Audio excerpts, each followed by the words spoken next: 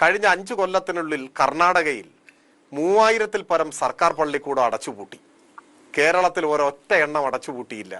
ബഹുമാന്യനായ ഉമ്മൻചാണ്ടി സർക്കാർ ഒടുവിലത്തെ സമയത്ത് പൊതുവിദ്യാഭ്യാസം സംബന്ധിച്ച് തയ്യാറാക്കിയ റിപ്പോർട്ടിൽ പറഞ്ഞത് അടിയന്തരമായി 40% സ്കൂൾ പൂട്ടണം എന്നായിരുന്നു. സർക്കാർ സ്കൂൾ ഒറ്റ സ്കൂൾ പൂട്ടിയില്ല എന്നതാണ് ഞങ്ങളുടെ നേട്ടം.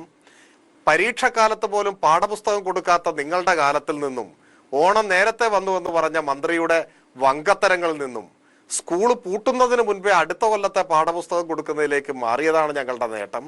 ശിശുമരണ നിരക്കിൽ അമേരിക്കയെ കടത്തി വെട്ടിയതാണ് ഞങ്ങളുടെ നേട്ടം.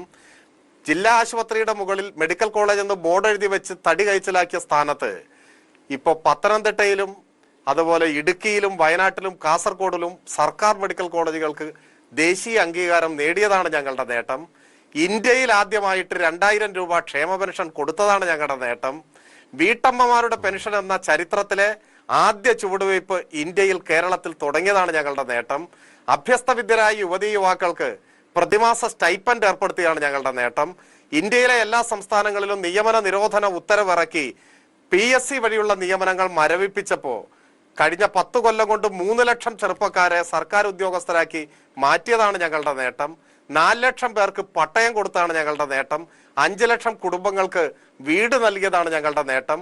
നിങ്ങൾ പകുതി വഴിയിൽ വെച്ച് അവസാനിപ്പിച്ച് അസാധ്യം എന്ന് ഫയലിൽ എഴുതി വെച്ച ഗെയിൽ പൈപ്പ് ലൈൻ പൂർത്തിയാക്കിയതാണ് ഞങ്ങളുടെ നേട്ടം. നിങ്ങൾ പകുതി വഴിയിൽ അവസാനിപ്പിച്ച് അസാധ്യമെന്ന് തീർപ്പ് കൽപ്പിച്ച കൊച്ചി ഇടമൺ പവർ ഹൈവേ പൂർത്തിയാക്കി പവർ കട്ടും ലോഡ് ഷെഡിങ്ങും ഇല്ലാത്ത 10 കൊല്ലം സമ്മാനിച്ചതാണ് ഞങ്ങളുടെ നേട്ടം.